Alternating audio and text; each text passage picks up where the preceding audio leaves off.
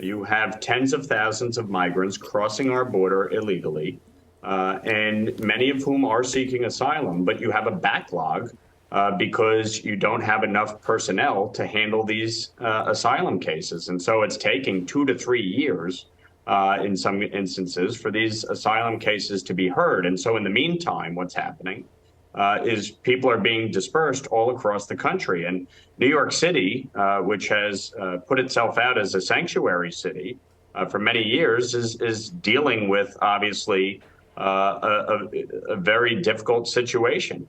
And the mayor now is talking about sending some of these migrants to other parts of the state and other parts of the country because of the costs associated with trying to provide housing and food and obviously education. And in my area, in Rockland County, we're dealing with it as well. And so it is a significant challenge for municipalities all across the country. And that is why I have said the Biden administration needs to act, and they need to not only work towards securing our border, but helping these municipalities with funding so that they can provide the necessary services here while we are dealing with this immigration crisis. And this is a failure of both parties over many years, but it needs to be addressed. And I'm committed to coming up with a bipartisan solution that not only secures our border and stops the massive inflow of illegal immigration and drugs coming into our country, but addresses the over 11 million people who are here undocumented. We're not rounding them up and kicking them out. We need to deal with a pathway to legalization. And we also need to fix our broken legal immigration system so that we can have people who want to come here do so legally and contribute to our economy, our communities, our culture.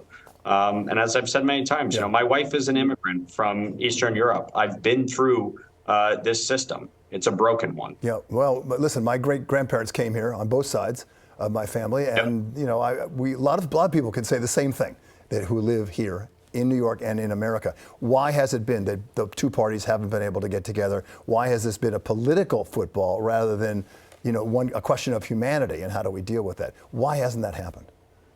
Well, I think, you're looking at the last major immigration reform goes back to Ronald Reagan.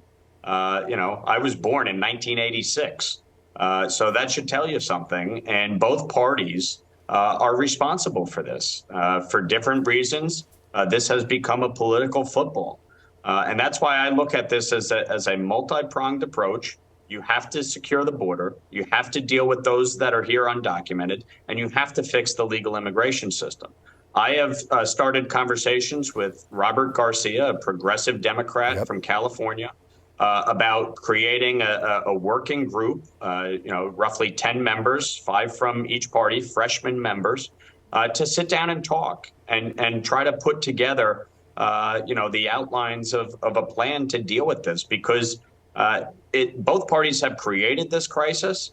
I think President Biden has exacerbated it over the last 2 years by not doing more to secure the border and deal with these asylum cases in an expeditious manner.